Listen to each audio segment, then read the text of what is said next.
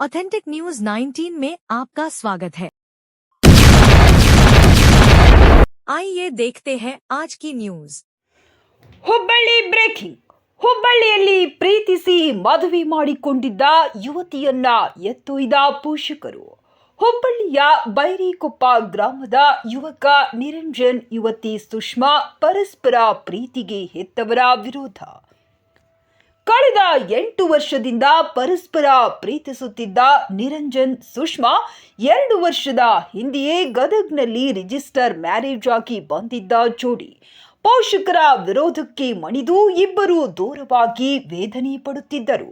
ಇದೀಗ ಪ್ರೀತಿಸಿದ ಪ್ರೇಮಿಯನ್ನು ಬಿಟ್ಟು ಇರಲು ಸಾಧ್ಯವಿಲ್ಲ ಎಂದು ನಿರಂಜನ್ ಮನೆಗೆ ಬಂದಿದ್ದ ಸುಷ್ಮಾ ಈ ವೇಳೆ ಯುವತಿ ತಂದೆ ಪರಶುರಾಮ್, ಮಾವಂತಿರಾದ ಮಹಾಂತೇಶ್, ಮಂಜು ಎನ್ನುವರಿಂದ ಯುವತಿಯನ್ನ ಎತ್ತೊಯ್ದ ಧಮ್ಕಿ.